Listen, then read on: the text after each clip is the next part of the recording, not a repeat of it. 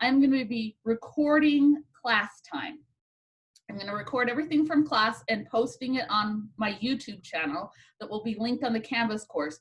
So you can always go back and rewatch some of class. If there was like something that you wanted to review or something you missed, or you just want to hear it again or pause it and follow along, it will be there for you always to go back and look at. And I found that students in general have liked that I've done that the last year or so, that it's kind of a nice resource to have just in case. And I mean, who knows this semester? Usually there's like half the class misses at least once for a conference or something, although I don't know how that's going to happen this semester. We'll just have to see virtual conferences. I don't know. But I get that you guys are all semi-professional now, like you're going into a career and you have other things that are going on in your life. It's definitely advantageous to be at every class, but they'll be recorded online. So I'm going to go ahead and share my screen, which is my favorite thing about Canvas or Zoom, is that I can share my screen. The only thing is when I share, let's see, I don't get to see all your faces. Let's get most of them in here. Okay, so here is our Canvas class website. This link that you used to get here and the password, Sarah, my first name without capitals, that will be our link every class day and anytime you want to meet with me outside of class. That's just my same link and same password I use for everything. So if we don't have an appointment with me and you log on there, I might be meeting with someone else. So just a heads up. But that will be our link for every Tuesday and Thursday, 4:30 for the semester. So these three hexagons that are at the top of this page, this first one is a link to my personal website that's always evolving. The middle one is to the encyclopedia that I put together, and we'll go there in a little bit for some links. And this third one links to the YouTube page. So our video today, after Zoom has to process it to an MP4, and then I have to upload it to YouTube, and then YouTube has to process it. And when that's all done, it'll be on YouTube, and I'll send out an announcement to say, hey, it's there. But that's how you get to those. So I put up a couple of kind of comic pictures. I love memes and comics, and I really want to start off with this very first one that's called the learning curve. And I want to focus on the axes. So across the bottom is the time axis, and on the horizontal is experience. Everyone's experience, especially with statistical methods, depends on the amount of time that you've had to experience it. So whether something is easy or hard depends on two things, time and your experience. And so for a lot of you, maybe it's using R, maybe it's rearranging data sets, maybe it's thinking about multi-level models. There's going to be something here that's going to be a struggle. And that's why you're taking this class, right? We're not born innate with this knowledge. And so over the course of this semester, hopefully you're going to gain experience, and everyone's route to experience and understanding is going to be slightly different, and it's not linear. So if you read these little in blue here, some of the little this curve, you know, your path to understanding is not linear, and you're going to be like, okay, this seems like fun, maybe today, and by next week you're like, oh, what was I thinking? This is really hard. What have I gotten myself into? And then you'd be like, oh, hey, I think I get it. And then about halfway through the semester, you're going to be going, nope, don't know anything. And you're going to start falling into this pit of despair at some point. I think that this can apply to any given class as well as your degree as a whole. So you can kind of think in your mind where you are on that path for your degree, because there is this extent that the more you know, the more you don't know. And so that's okay. And I don't want anyone to be afraid of that feeling of, I don't know what's going on and I don't know that I ever will. I want you to reach out to me. I'm here as a teacher. I taught high school for 5 years before I got my master's degree. I really love teaching. And that does not mean telling you in a lecture what's going on, but helping you out of these pits of despair and these struggles of understanding. So please reach out to me. That's what I'm here for. And I know it's a little bit harder with Zoom, but I still don't want you feeling lost and disconnected. As much as we can, let's connect. Because I want everyone by the end of the semester to be in that upper right-hand corner. I did it. I can do this. I can take this and apply this in my career. Whether that means you're going to run these kind of models on your own data, or you're going to read an article about these and you're going to be able to digest it. Whichever camp or both camps that you fall into, I want you to have this in your toolkit of understanding of methodology that you can use, apply, and read about. Okay, and this last one is one of my favorite, the imposter syndrome. And this really gobbled me up when I was doing my PhD. And I still, like, for the first, I don't know, being a consultant with even 20 years of experience, sometimes I have to look at this. I have this printed out on my wall in my office. A lot of times we feel, with lots of smart people around us, that we only know this much and everybody else knows so much more than us. But really, it's more like we each have a sphere of understanding.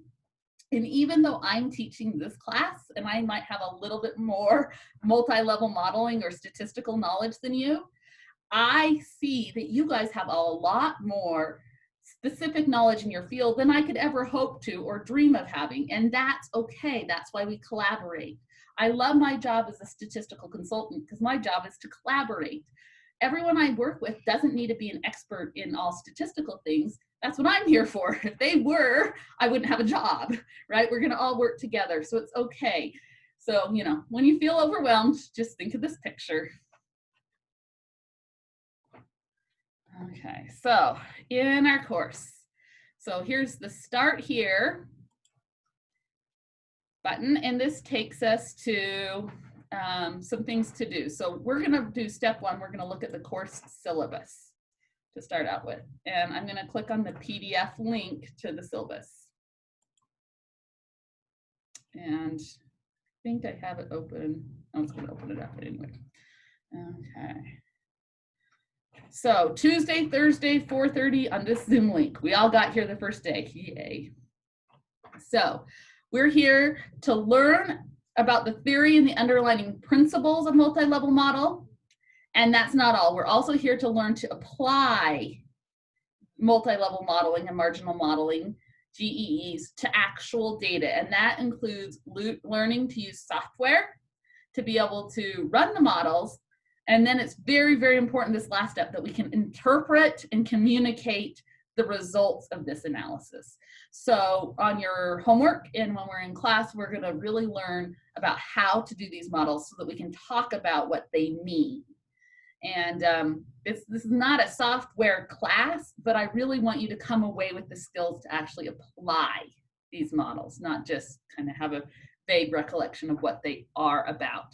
So you are going to have to use some software, and that is maybe the #1 complaint that I got early on when I started teaching here, was students were like, I didn't sign up for a stats software class. Well, kind of think you need to be able to do these. So I'm really big proponent on transparency and reproducibility. So we're going to learn them in R so that we can make markdown, knitted PDF documents. If that sounds like German, that's okay. We'll go over that today so that you can communicate these results with other people, because these are a little bit more complex than just running a t-test.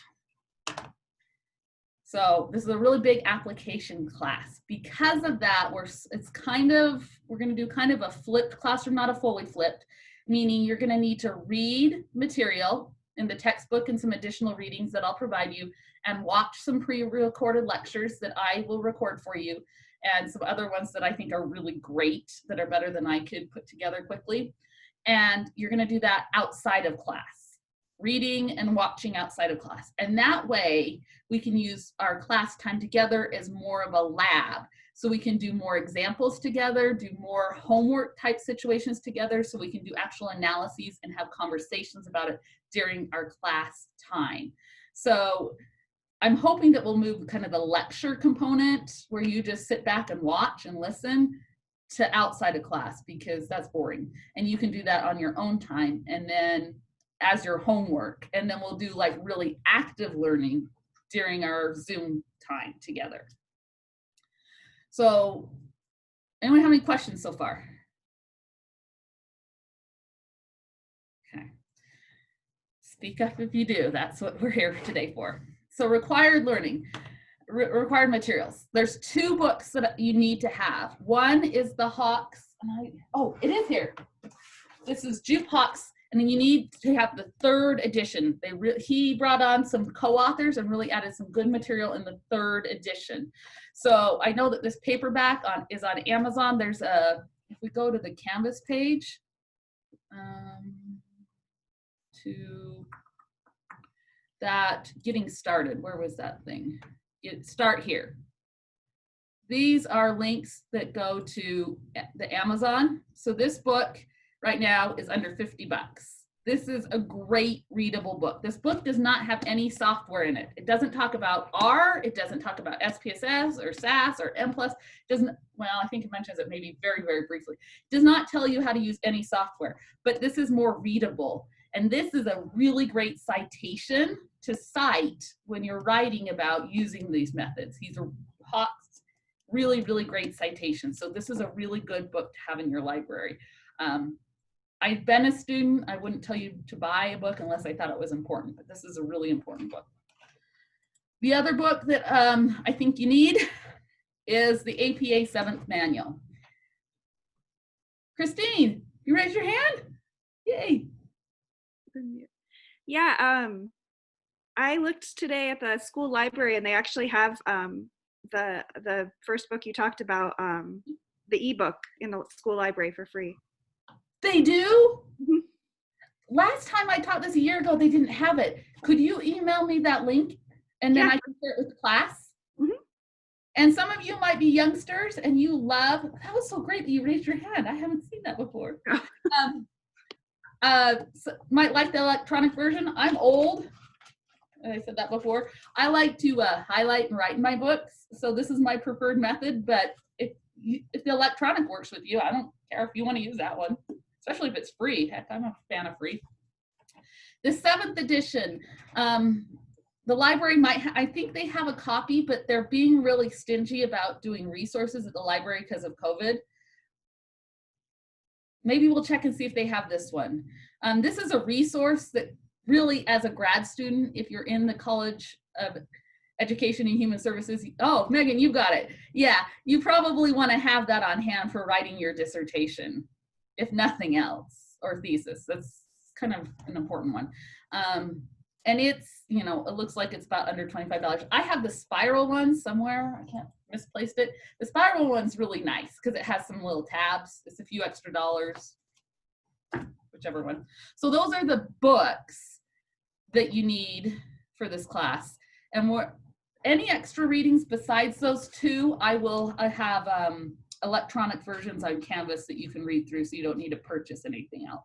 Because I'll have a chapter here and an article there that I'll give you as a assigned reading, but you don't have to worry about purchasing any of those. You are going to need some kind of computer, which you're on a computer now, so that's great. But you need to be able to install RStudio, and some version of LaTeX, depending on your operating system, on the computer you're going to use. So you need to have administrator rights or permissions to install it on that computer and have some room on it. And most modern computers are going to be fine for processing speed. If you have a Chromebook, that won't work, or an iPad, that won't work. But you need some kind of computer. The computer lab in the education building downstairs at the YETC computer lab has all of this already installed on it. So that is there if you need it. If anyone has any problems with their laptop or desktop not being supported or anything, just email me privately and we can figure it out. But that's the technology. And then I will be using Canvas a ton, especially because we're not together physically. Okay, so class time attendance, highly important. This class might take the true amount of hours per week a 3-credit class should. I mean, some of you might speed through this. Most of you are probably going to need to put in a lot of time thinking and reading and watching, but I will be cautious of overloading you because I know, how many of you are taking other classes, have an assistantship or a job or like family life or something else besides this class. So I'll try to be cognizant of that. If it's ever too much or deadlines are building up, let me know. I don't want to snowball anything, but I don't want to kill anyone off in the process as well. I think the schedule, I've taught this class, I think this is maybe my 5th year in a row. So I think it's doable, but if we get into any problems, and who knows what's going to happen with COVID along the way, you know, we'll just adjust as necessary. So there's a bunch of learning objectives on the next page with just a word of warning at the bottom. Technology, bless its soul, it knows when you're in a hurry, and it knows when a deadline is coming up, and it'll sting you every time. So don't leave things to the last minute. If you do, your computer will crash. I know it will. Let me know. Send me an email as soon as possible, but you know, it never ceases to amaze me. If you're in crunching time, it dies on you. So next page. Before we get into what makes your grade, how do you get out of this thing alive? Questions, anyone? Okay, 3 parts of your grade, just 3. We'll start at the end. There is a course project, and we'll get more information about that as we go along. You don't need to worry about that for the first month. You can kind of have the thoughts in the back of your mind, but you really don't need to worry about that course project for at least a month. We are going to have homework assignments, about a dozen-ish. I've got 12 laid out. Sometimes we forgo the last one to focus on our course projects, which is a shame because it's a really good assignment. But the assignments we're going to do in R, I'll show you how. If you've never used R, I'm pretending like nobody's seen R before, so you're not alone. I know there are a couple people here that have never used R, so you're not alone. So we'll knit them to PDF, so it'll be a PDF that you turn in. The directions are written out. I have like skeletons ready to go. You just start working on them. The assignments are due at 8 o'clock on the day that they're due. Due dates are all in Canvas. Hopefully we won't have anything come up to shift it like last spring semester. And then the top thing is the reading, videos, and discussions. And this is the part that I've changed. In the past, when I've taught this class and other classes, I've had students turn in a summary, like a 1 to 2 page summary of every chapter. And I've thought it's been valuable, but there's been some expression that it felt like a little bit of busy work, and I am anti-busy work. So this is something I played, or not played with, but tried in some of my other classes, as well as Tyson and some of my other colleagues, and I'm going for broke with it this time. So instead of having you summarize every chapter, which you're welcome to summarize, you just don't have to turn it in. What I want to do is I needed to find a way for me to give you credit and hold you accountable to actually doing the reading and watching the videos outside of class. And so to do that, I'm going to use the discussion boards in Canvas. So at least once a week, possibly twice a week, depending on the material we're going to cover, I'm going to make a discussion thread on the discussion board. And I'm requesting that you do 2 things to get credit for those readings and videos. 1, that you make your own original post, and 2, that you comment on somebody else's, one of your peers' posts. So there's 3 reasons for this. 1 is so that I can hold you accountable and give you credit for that work that you're doing outside of the class, reading and watching videos. The second is to help get conversation and collaboration going with your peers. This class has got some really powerful minds in it, and I want you guys to be able to draw off each other. And if you have to explain it to someone else, you know it. And the third reason for doing this is I am going to be very engaged in these discussion boards, and questions that you guys post there, comments you make, will guide how I prepare for and run our class time. So if there's anything you don't understand, definitely either email me or put it on a discussion board, and then that will guide you, especially if I see 2 or 3 people saying, I didn't understand this. Yeah, me neither. Then I know it's something we need to bring up in class. So that's what we're going to do with the discussion boards. And I don't know how many there's going to be, because it could be 1 or 2 each week. I will drop 2. You just get credit for doing an original post and commenting on somebody else's, just those 2 things. Now, if everyone waits till the last minute, it's going to be hard to comment on each other's. So definitely get ahead in the reading, and don't leave it to the last minute. Questions about all the things for the grade, the workload.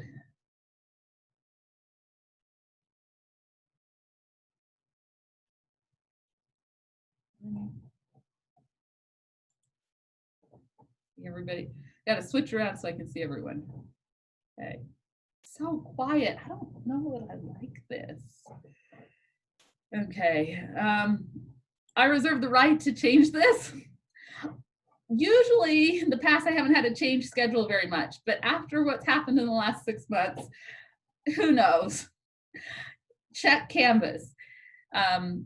Check Canvas at least once a day. I would highly suggest setting up the notifications to send you either a text or an email, whatever works best for you, so that you get notified if things change. I will try to keep them as minimal as possible, but all bets are off. Okay, this next page has some of the legalese. If you need any extra help or you're concerned about anything with content, grading, workload, please email me. We can set up a quick Zoom between the two of us. We can get it worked out. Don't let it fester. Let's just get it up front and get things taken care of and figured out so that we can be productive and work through this material and get on with our life. Okay, this last page is my tentative, hopefully final schedule. So September, October, November, and then we have 2 weeks in December. So during finals week, we will not be meeting. On December 15th is our final slot during final week. That's just when your final paper is due. But the last week of class, December 8th and 10th, is when you will do your oral presentations of your projects. So your paper, your written up paper, is not due till after you do your oral presentation. And again, we'll go through what's required and what I expect and what that project looks like later, at least a few weeks from now before we even get there. But attendance is required to watch everybody else's presentations. And it will take us, with this class size, both days to get through them all. We're only looking at maybe 10 to 15 minutes each because we've got at least 12 people to get through on 2 days. So that's 6 people, an hour and a half. So it's not going to be a huge, scary thing. In fact, I always find that it's harder for students to make it that quick than it is to make it that long. So other than Thanksgiving, we don't have any holidays or school breaks or anything to disrupt our schedule. So these dark green numbers are the chapters out of the Hawks book we'll be covering. We're not going to cover every chapter in this book, and there is kind of a break where we're going to do some other things. These are the additional readings. I put down the ones that I've used in the past. I'm trying to find some better, more updated sources, so these might change. Again, I'll post this all on Canvas. And then the homework due dates. And then kind of the material topics that we'll be covering. This is listed, so today is September 1st, Tuesday, so we're doing kind of the course overview. And then next time we meet in 2 days, on Thursday, we'll do more using R. Again, so if you've never used R, between today and Thursday, we'll get you started. We're going to start next week with a review of ordinary least squared regression or multiple linear regression. So that's the 7610 that's supposed to be the prerequisite. But for some people, it's been a while. So we're going to refresh ourselves and we're going to learn how to do it in R. And again, for some people, this might be sleepy time, and other people might be so busy time. So it'll be individual for how much time that this first homework 1 and 2 will take. There is a homework 0, which is mostly just getting your computer running.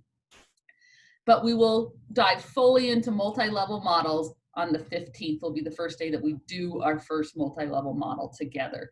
So you'll be reading about this the week before. So on the discussion boards, they'll help guide you. And I will send out after class each week, I'll say, okay, this is what we covered. This is what you need to be doing before the next class. So that there's not a lot of ambiguity, because each week will depend on what's going on. It will be different each week. Questions? Joe, you look like you might have a question. No, not necessarily. So the readings, I know you said this, just so the readings in that column, so like next week, the Finch and the Hoffman, so have those read by that date, and we'll even have done the discussions and things like that. Yeah, and so today after class, I'll send out an announcement to say the Finch and the Hoffman, in the announcement, I'll put the links to those. They're already up there. Those Finch and Hoffman are just reviews of multiple linear regression. So if you've used a lot of multiple linear regression, or you just barely took the class last semester, you can just skim through that and you'll be like, oh yeah, I remember. And your discussion will be probably a lot briefer. Your discussion post, the discussion post does not need to be 3 pages long. It can be a paragraph. It can be a couple sentences. If it's been a long time, this might take you a lot longer to read through. It'll be more reading and less skimming. So it'll depend on your background, time, and experience that you're coming into this class with, how long that actually takes you to do. And again, this one might be easy, the next one might be a little bit more brain teasing.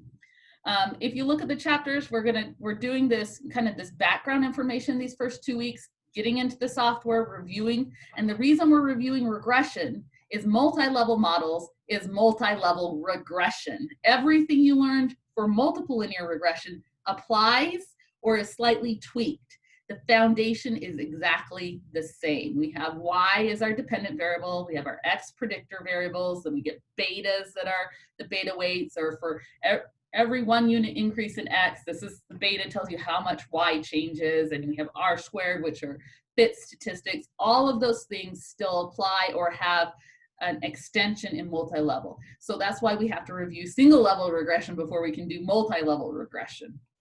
And plus that helps get our R skills kind of up to date and everyone on the same page, because the syntax for multi-level regression is very, very similar to single level regression. And I'm usually going to call multiple linear regression or ordinary least squares regression. I'll usually call it single level regression to distinguish it from what we're going to be learning how to do, which is multi-level regression or multi-level modeling. So we'll have several chapters on that. That's these pink chapters. And then in the middle of October, we're going to kind of pause the multi-level and talk about how that works into randomized and intervention studies. And then we're going to kind of switch over and we're going to redo everything, but with generalizations. So logistic regression, Poisson regression, multinomial regression, the negative binomial regression. And we're going to do that first, review it for single level. So again, we have some Hoffman chapters. This Hoffman textbook is really great. Regression textbook. And again, you probably saw this in 7610, but really fast at the end. So, and I know that. So we'll refresh that and then we'll extend that into multiple levels. And there's 2 kind of versions. There's the GEE, generalized estimating equation approach, and there's the generalized multi-level approach. And we will do both of those. And that's the second pink set of chapters. And then at the end, we'll go into things like study design, missing data, power analysis, right at the end, and then have those final projects.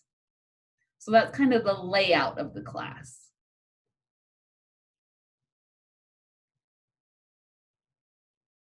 Okay.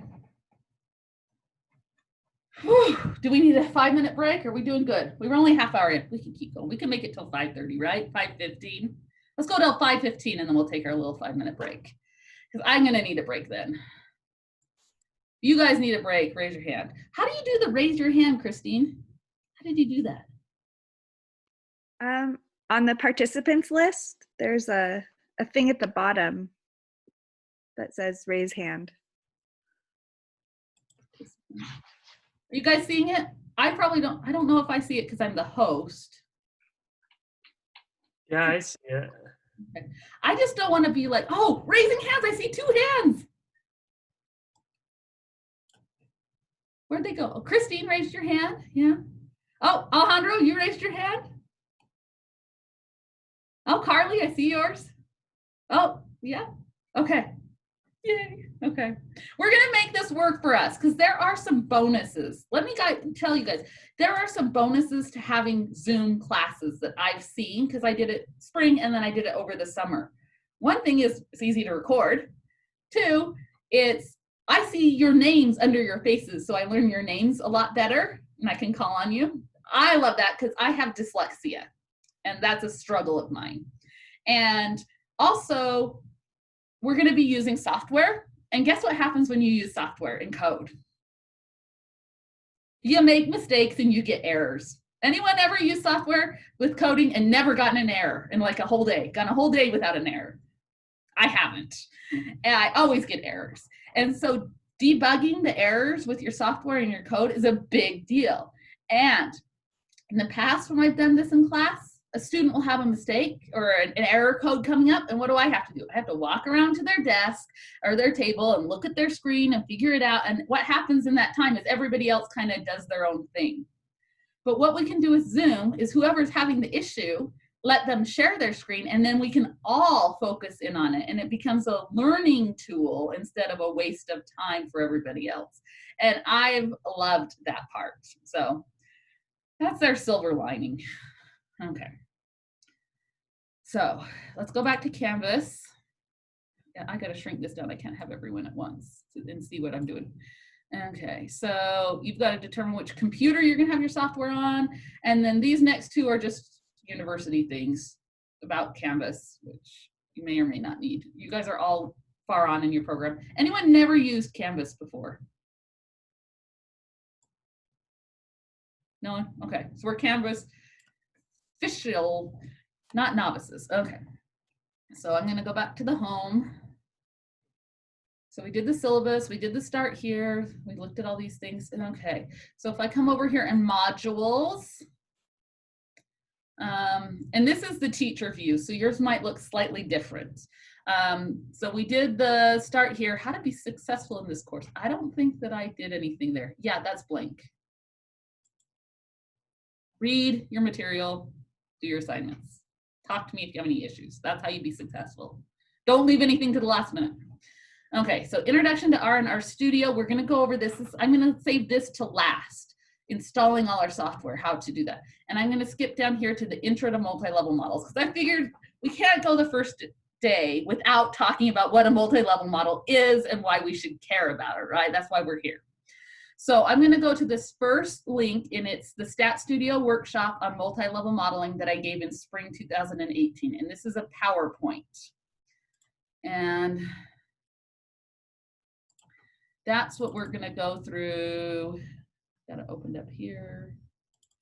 Kind of this few slides here about what a multi-level model is, what they can do for us, and why we care about them.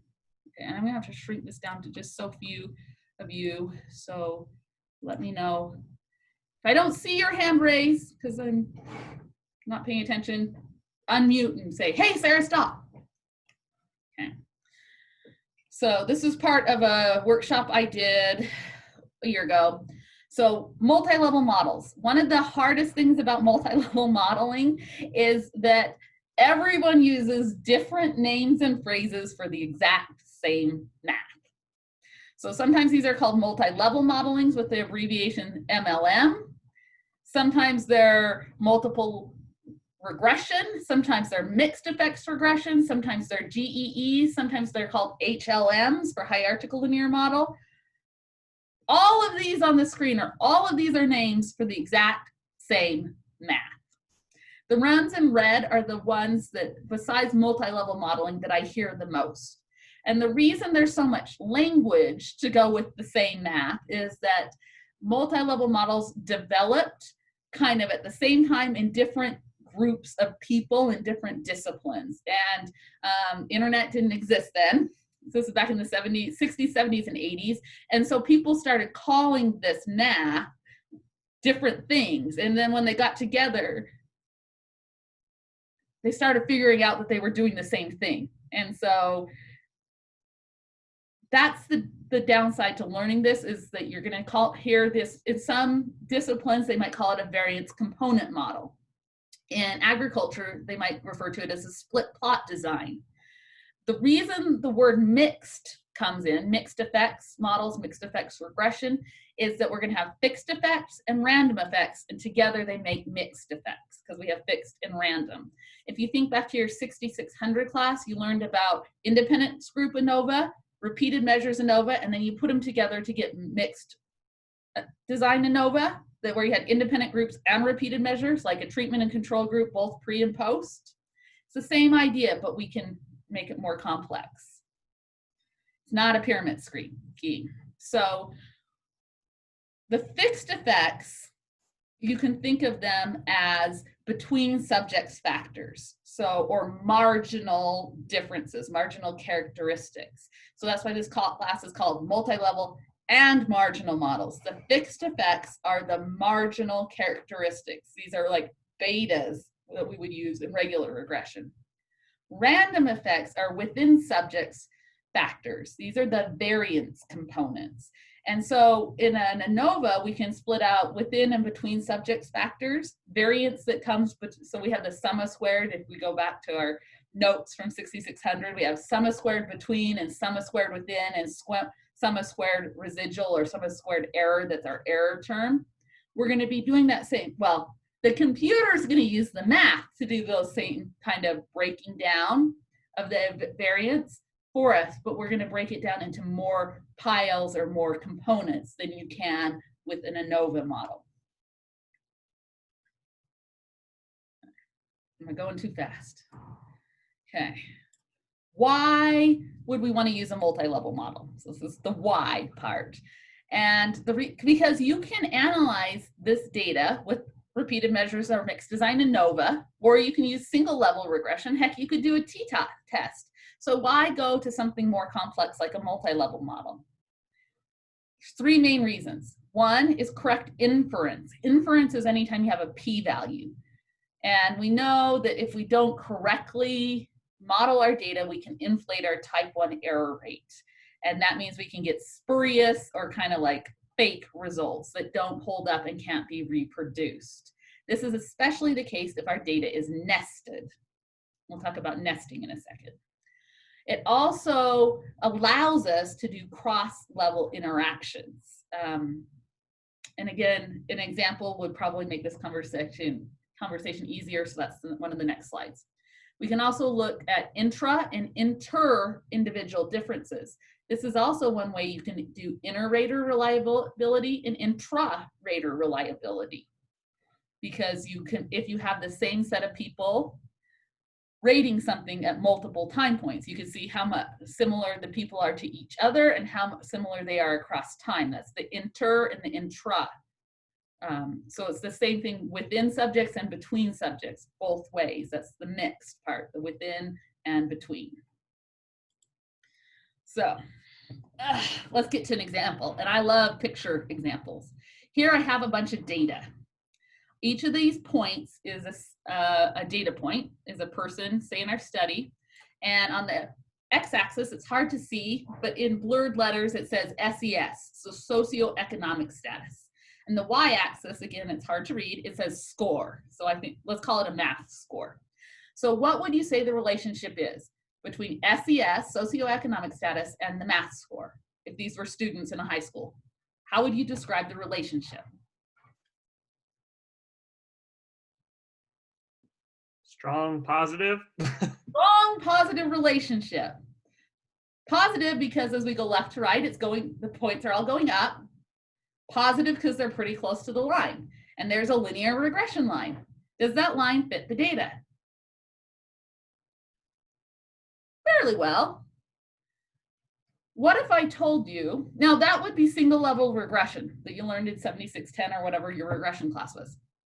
What if I told you that that data was not a simple random sample? Remember, if you think back to your assumptions of regression, one of the assumptions, besides the residuals being homogeneous and all that stuff, one of the assumptions is your data comes from a simple random sample, that all your data is independent.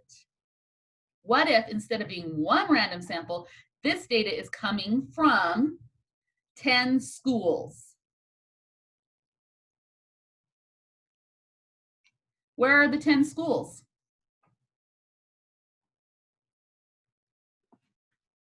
All mixed up. All mixed up? There's no way of knowing the structure in this plot. How could I investigate if schools clustering or nesting of students into a higher hierarchical of school? So we have students, but they aren't just independent of each other. Students are in this group of students are in this school, and this group of students are in this school, and another group of students there's 10 groups of 10 students, or however many, maybe 10 groups of 100 here. I can't remember what it is. How could I change this picture to investigate the role of school?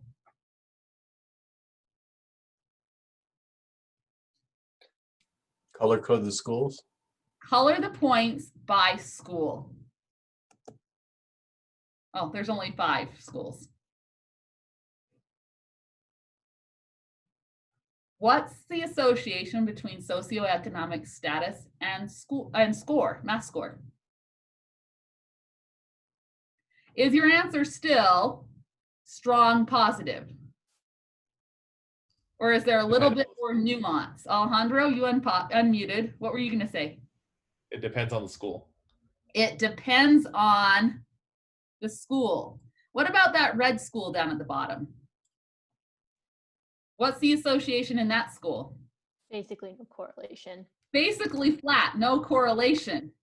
And that school is a school that overall has students that are all on the low socioeconomic status. So maybe that's the inner school, city school. But what about that magenta, violety top school? The relationship there is very strong positive, but that's like the rich kid neighborhood private school because they're all really high on the socioeconomic status. Now, it didn't change the positive relationship necessarily to a negative relationship, but there's a more nuance to our conclusion. It's not just straight up positive strong, it depends. So we can say the association between socioeconomic status and math score depends on the overall socioeconomic status of the school. That red inner city school, they have no budget. They have crappy teachers. And so everybody does poorly no matter what. In that really magenta school up here, they live in the ritzy area. They get tons of property tax. They hire really good teachers. So overall, their students do the best. But we still see this association within that school. And there's this gradation going down. We can pull more information from this data that's color-coded than we could from the black and white data. When you ignore nesting, you might miss the boat. You could get the answer dead wrong. You might miss the nuances that you could know about. You can leverage your data. I think this slide is really powerful in showing what you can learn from multi-level modeling.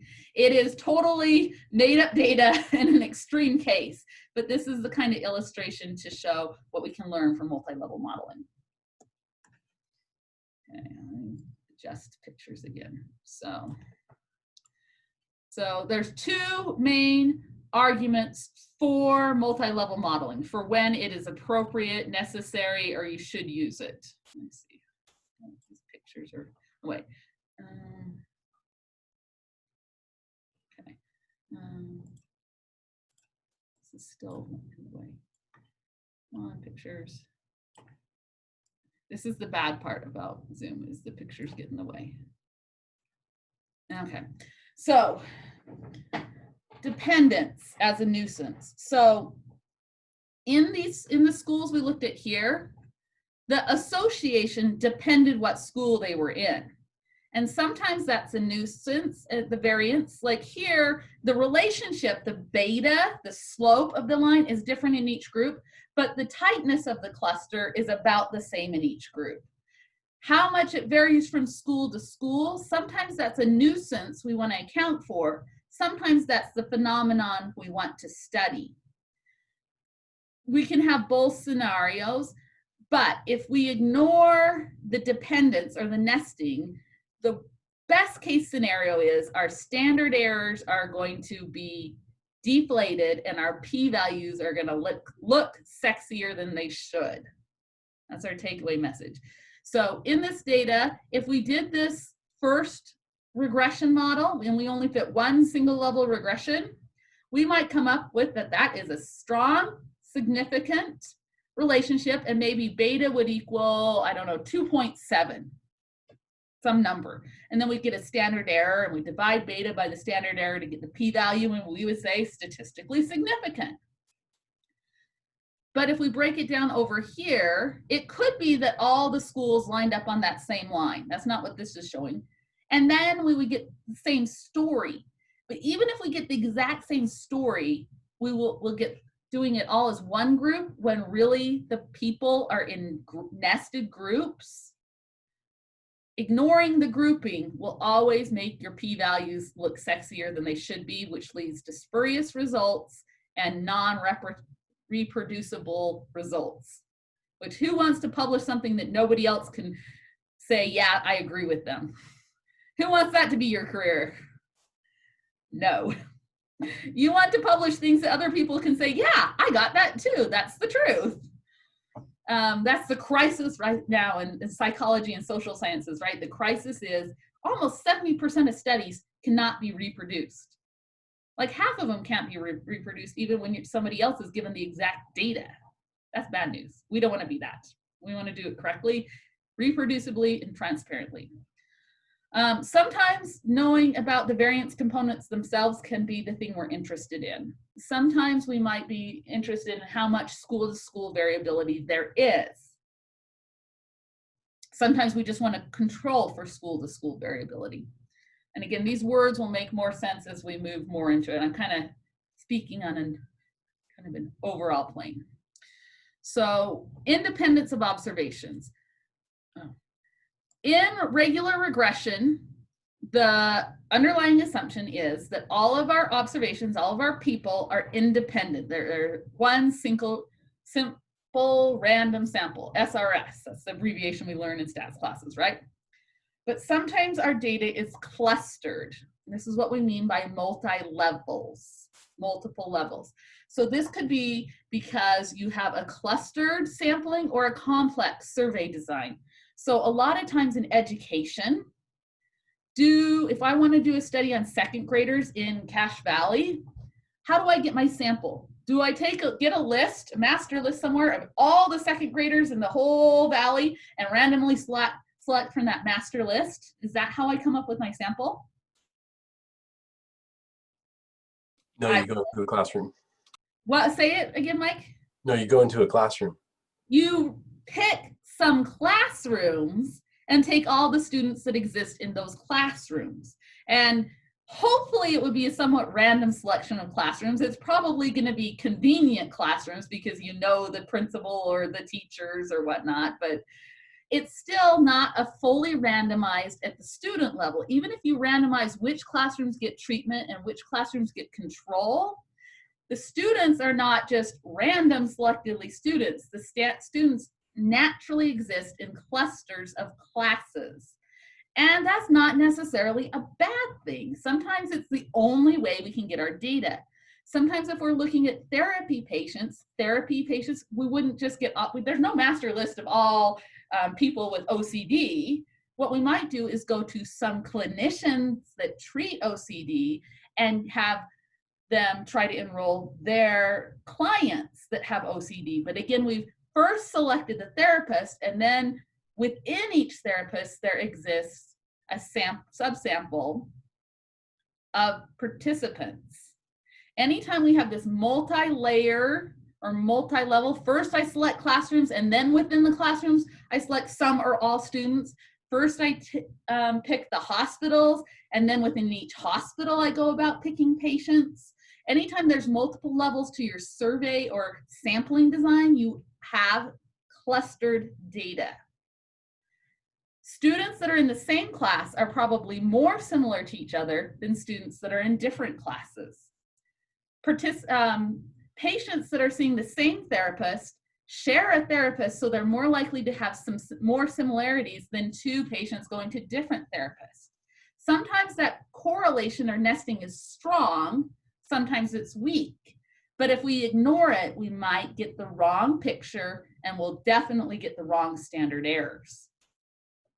So longitudinal data is the second scenario that this comes up a lot, when you have repeated observation on the same person. Time point 1 and time point 2 are probably more similar if they're the same person than they're on different people. So if I take like the Beck Depression Inventory on myself today and myself next week, they're probably more similar than if I do them on myself and you. Because of, it's just person to person differences. Just like for the second graders, there's class to class differences because of a shared environment. So hierarchical data structures, longitudinal data, Those are the two main times that we run into data that needs multi-levels. Now, we can have 2 levels like the students and classes, but we could also have more levels. We could have multiple measurements on each student, students existing in classes, classes nested in schools, schools nested in districts, districts nested in state. You can go up more and more and more levels. Usually we only look at 2 or 3 levels. Theoretically, you can go up to more and more levels, but it becomes hard for 2 reasons. One is the math gets really complex, and number 2, the samples needed are huge because you need a good number at each level. So say my good number is 20. It's not a hard and fast rule, but just for illustration. Say I need 20 students per class and 20 classes per school and 20 schools per district. I mean, exponentially your needs in sample size grow. Now 20 is not the magic number, so erase that from your brain. Don't let that live in your brain, okay? Just for illustration purpose. Okay, questions. Does anyone have data that might fall into this in the things that you study? Who can come up with a scenario? I want everyone to say at least one situation that you've run into either in your reading or your own lab work that would be like this. I'm in Joy and Chance's lab, and so you need to longitudinal. So you have longitudinal data, 2, 3, 4, 12 time points per person. Now, you can do some repeated measurements with repeated measures ANOVA. But repeated measures ANOVA was developed by Fisher in agriculture, and it has some very strong assumptions. Homogeny of variance, balanced group. Every person has to have the same number of observations at equally spaced time points. How does that happen in studying people with dementia? Alex, does everyone have the same number of observations equally spaced? No. No. Even if Especially because what a lot of yeah, even if you plan to see everyone 4 times, 2 months apart, what's going to happen with people? You guys have done research long enough. What happens if that's the plan?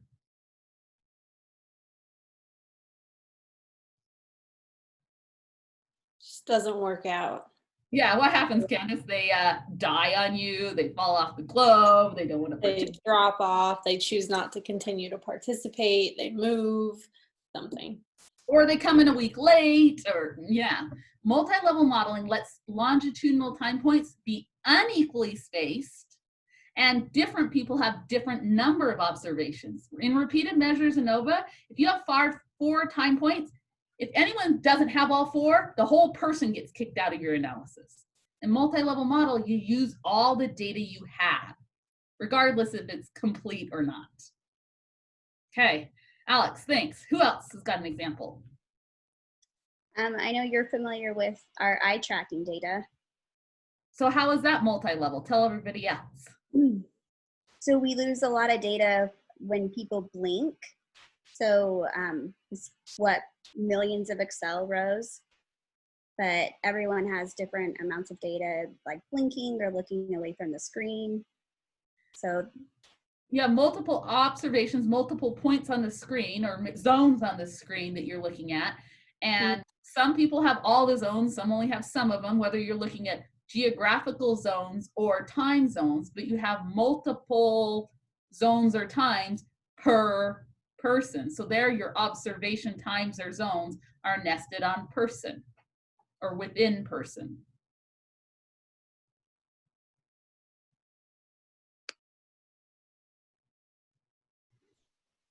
I work in the Gillum lab, and we do a bunch of intervention studies across sites. And so not only are you looking at different schools and different teachers and different interventionists, but you're looking at different states too.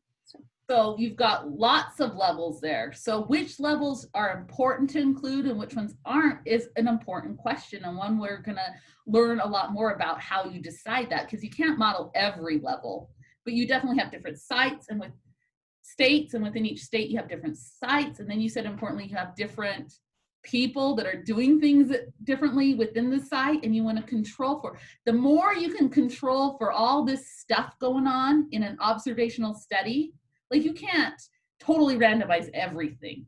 But in an observational study, the more you can control for the things you don't randomize, the more you leverage your sample to give you more details back in the analysis.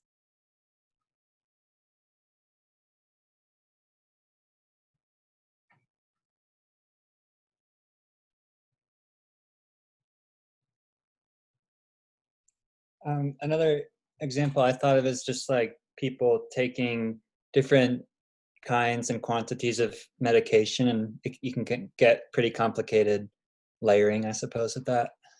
Yeah, so you would have within each person, maybe not 5 different time points, but maybe 5 different classes of medication, and you've got how much they're taking of all 5, and maybe some of those are unknown. But even if you did know, you would still have 5 measurements for 5 different drugs per person. That's definitely nested data. And you could look at those 5 one at a time, or you can do a multi-level model that looks at all 5 simultaneously. Kind of akin, but much better than a MANOVA. Don't do a MANOVA. No matter what anyone says, come talk to me and I'll talk you out of it. Okay, let's do a couple more. Are you saying ever? That's like a rule of thumb, ever? MANOVA, just never? Correct. We don't even teach it here anymore. It's old and it's out of date. It out, okay. If you have someone who's trying to, a reviewer or a faculty member that's trying to tell you to do MANOVA, come talk to me and I'll give you resources, citations. Don't do it. That's like my personal vendetta against MANOVA. Let's get one more example of some data that might have clustering or nesting in it. My research interest in collaborative learning, so I was wondering team level effects, how team level effects can contribute individual learning outcomes. So here we have people that are nested or grouped into teams. So that might be a case where you would want to look at how much person-to-person variation there is versus group-to-group or team-to-team variation. So that's this number 2, where you're not just trying to control for team-to-team variation, but you actually want to study team-to-team variation versus subject-to-subject within a team variation. And that's a different kind of focus, but one you can definitely study in a multi-level model. So you might want to know how much schools differ from each other versus how much students within the school differ from each other. Definitely. So yeah, nesting in teams and schools and participants, repeated observations, and those repeated observations can be longitudinal in nature, or they might be different drugs or under different conditions. Anytime you have multiple numbers per person or multiple people per group or both, multi-level model. Okay. And this quote in red here, that means of means are meaningless, I love this quote, comes from in an ANOVA. In ANOVA, you can only have 2 levels. You're locked into 2 levels. That's all you can do in an ANOVA. In a multi-level, you can go to 3. The way or regression, you only can have 1. And if you have multiple groups, you either have to collapse levels and aggregate or pretend they don't exist. And so that's where this quote, means of means are meaningless. So in the school data, so one way would be to pretend like these students are in different schools. The other way would do the average of each school. Now in this colored plot, what would it look like if I averaged each school? How many dots would I have? 5. 5 dots. What happened to my data? Really tiny. It got really tiny really fast. My line would fit it really well. I'd get an astronomical R squared from only 5 data points. But means or averages of averages, means of means, are basically meaningless. We lose too much information when we collapse our levels. It's painfully so. But even if you have large data, you're still, even if I had 1,000 schools and I go down to 1,000 data points, well, 1,000's big, but I might lose the nuance, the meaning. Okay, so I'm getting antsy. Let's take a 5-minute break. I gotta get up. I don't know about you guys. It's been an hour. An hour is like limit, right? Let's take 5-minute break. I'm gonna step out of the room, but I will be back early if you guys have some questions. So if you need to take a break, 5 minutes.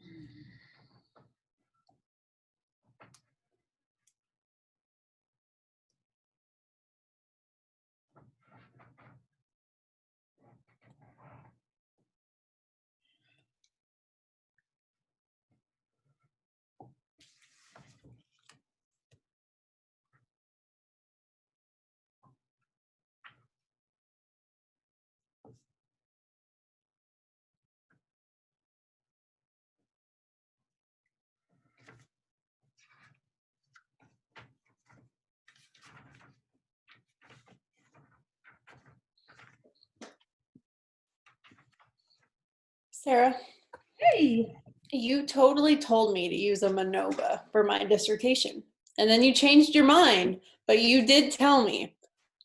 I told you you could use MLM.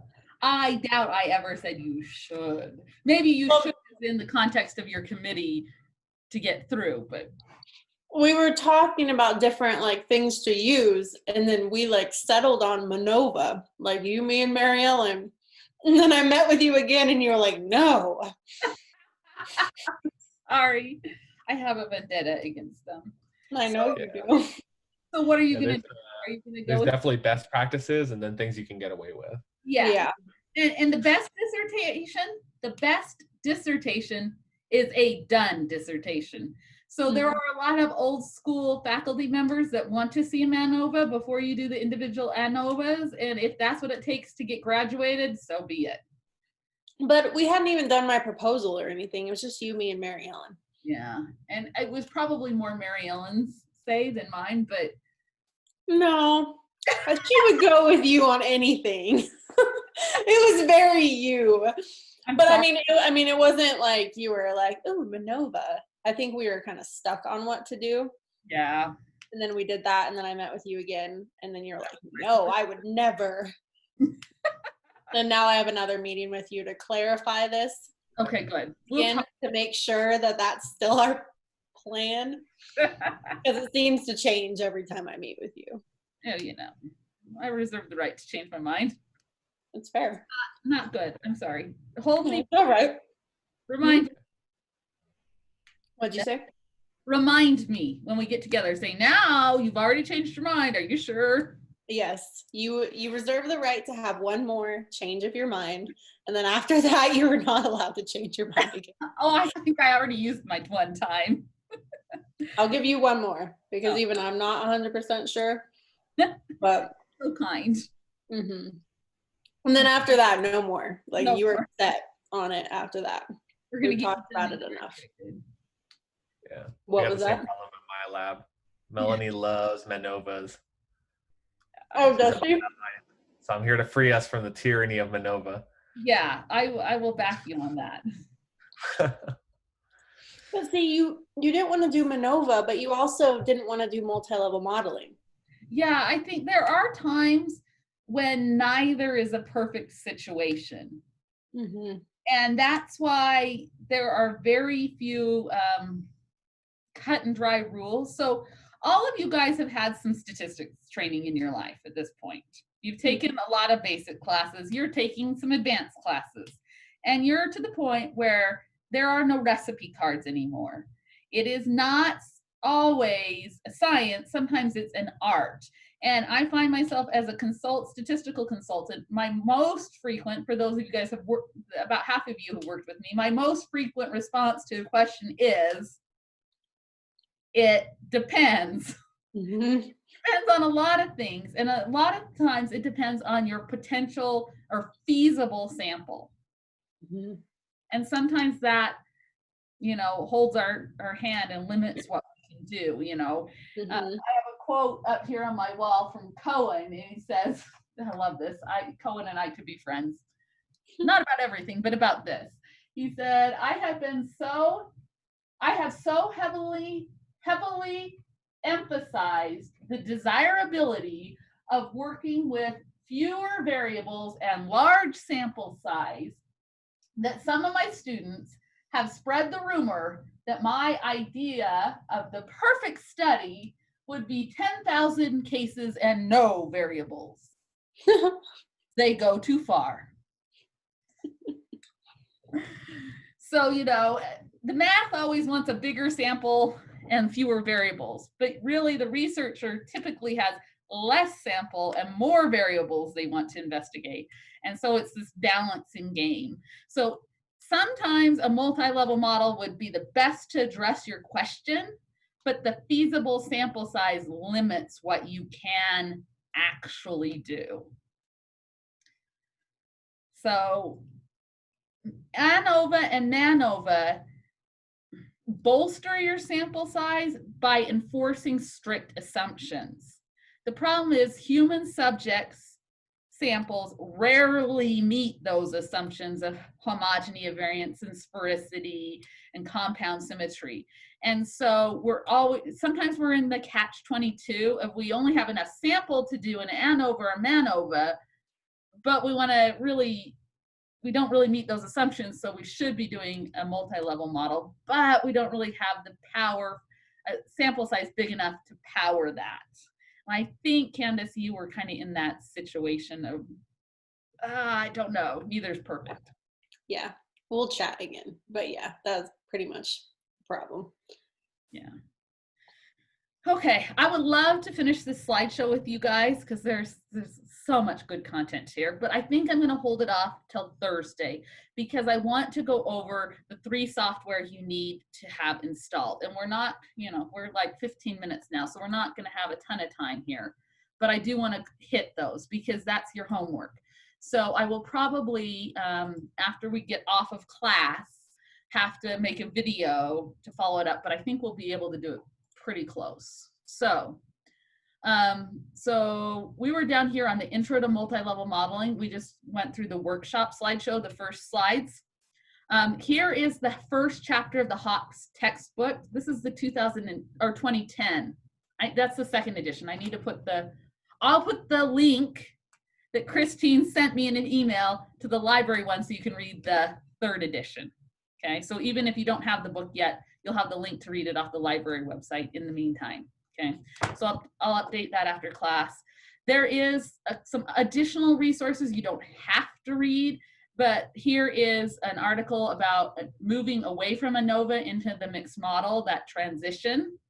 And then here's the post.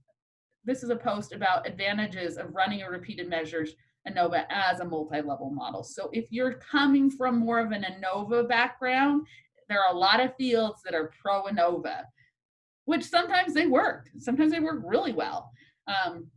These articles might be something you would like to peruse.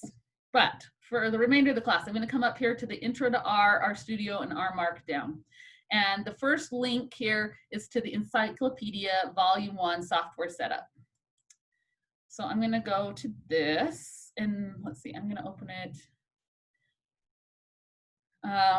Yeah, so I'm going to put pictures over here. Okay, so to be able to function in this class, we're going to use the R programming language. But the R programming language is, shall we say, not that user-friendly. So we are going to use the R programming language, or RStudio IDE. So on the overview, R, just plain the letter R, not the letter, but the name R, is about the programming language. We are going to install it and then ignore it. It is like the engine to your car. When was the last time you put a screwdriver in your engine and adjusted something directly? Not me. Maybe my husband, but not me. So that's what R is going to be. It's going to be our engine under the hood. So we're going to install the R and then forget it's there. Its icon logo is this R with this gray circle. Then we're going to install RStudio, and this is going to be like our cockpit. This is where we're going to work. This is our interface. It's like all of our help menus and our plotting. Everything that we're going to use is there. RStudio, underneath the hood in your computer, is going to talk to R. R is going to run the stuff and send the results to RStudio. So we're going to run the engine from the cockpit. That's the analogy here. In R, we're going to use what's called R Markdown, which is a way of typing that will then, when we push this magic knit button, like knitting needles and yarn that grandma does, it's going to produce a notebook into a PDF. I'm being really brief because of time. So here's my knitting needles. It's going to take what's called an R Markdown or an RMD, the MD is for Markdown document, and it's going to convert it into a PDF. You can do this conversion, this knitter conversion, to books. This website that we're looking at right now was written in R with what's called Bookdown.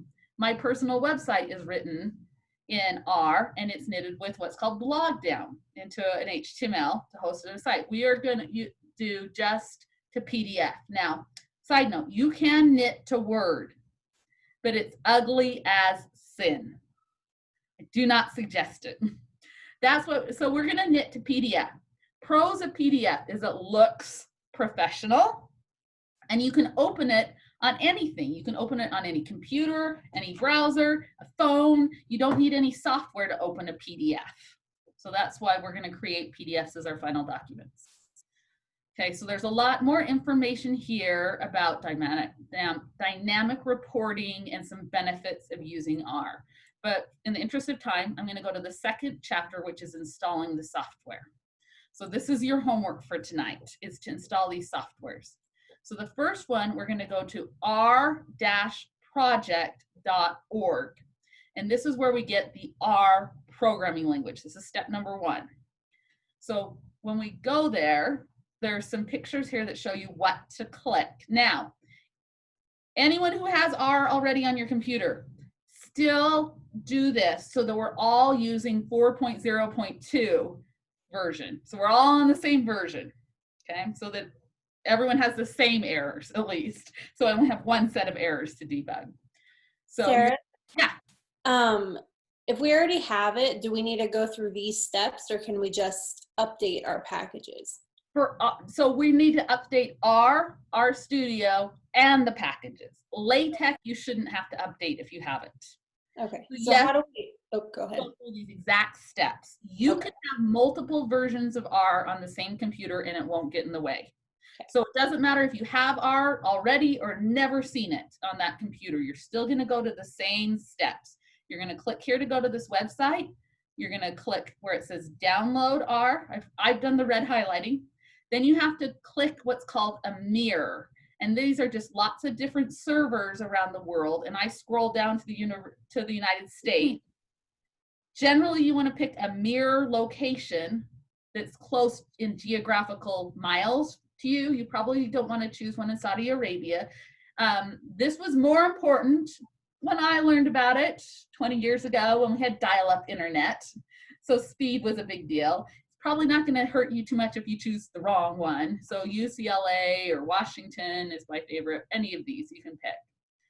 Now, at this point, it depends on if you have Windows or if you have Mac. Now, I have a Windows machine only, but Tyson, who teaches a lot of the classes here, he has a Mac.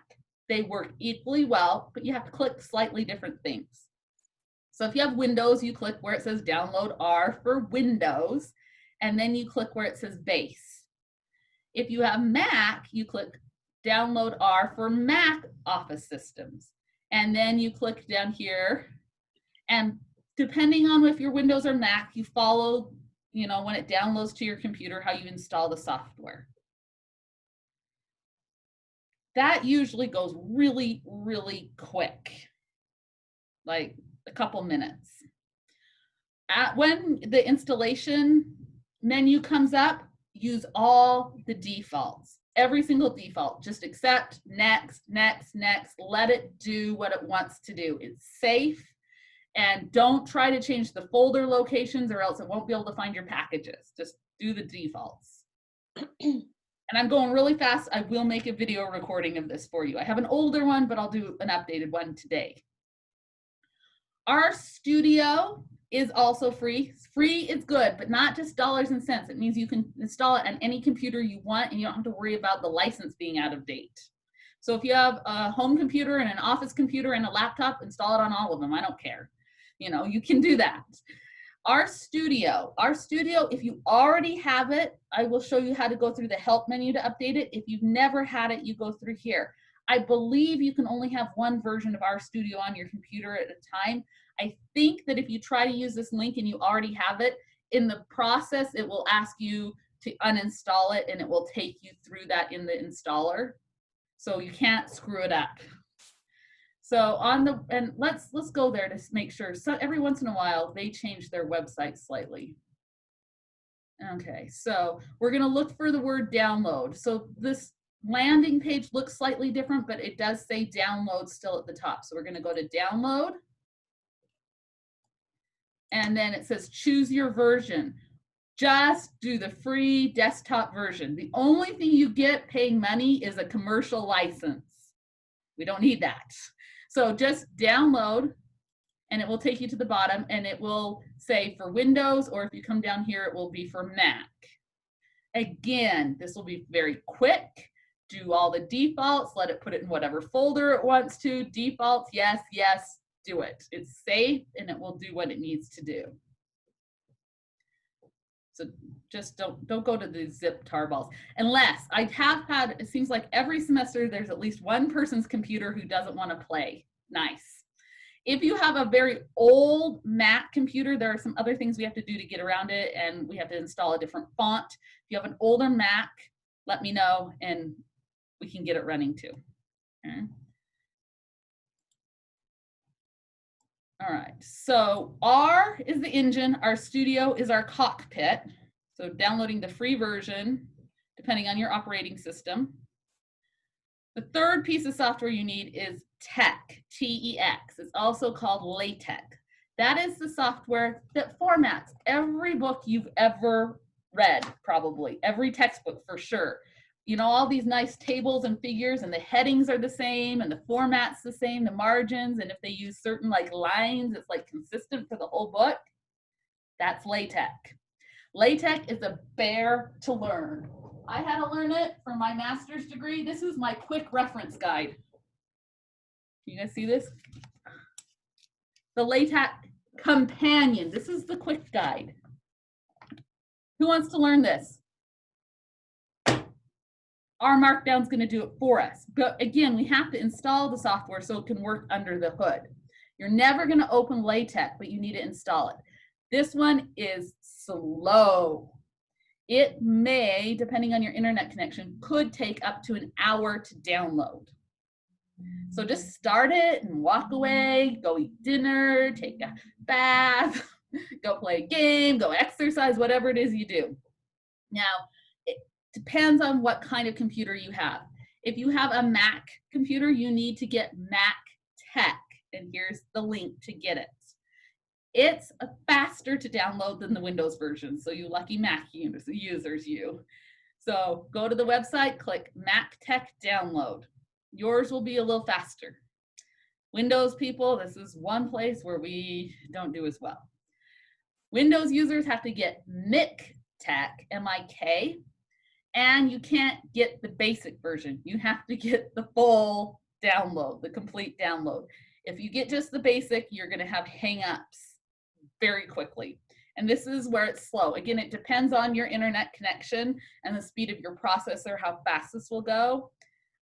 Sometimes in the university, sometimes I've done it and it's taken 20 minutes. Other times at home in the evening with my kids online, it's taken an hour. So you go to the website, you don't just, when it first opens, it will be on this Windows tab.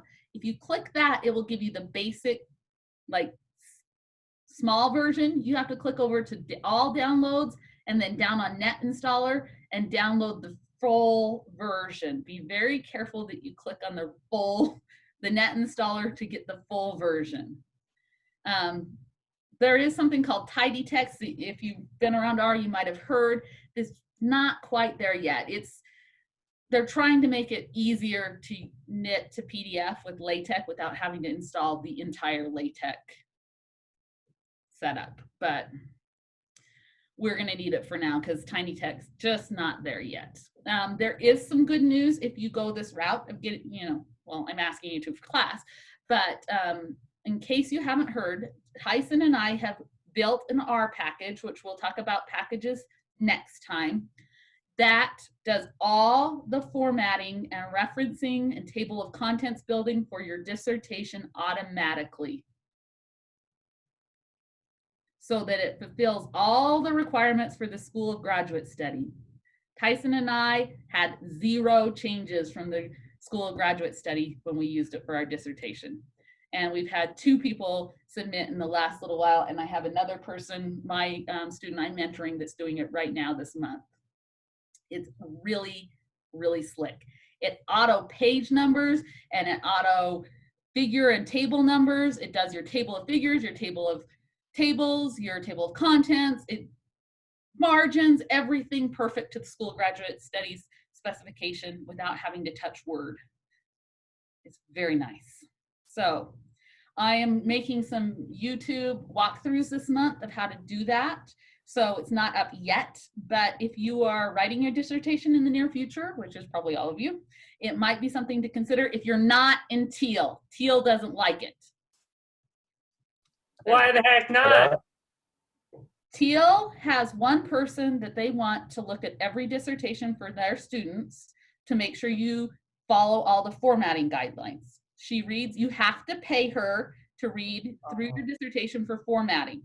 She will not open anything that's not Word. And if you knit to Word, it screws up all the formatting.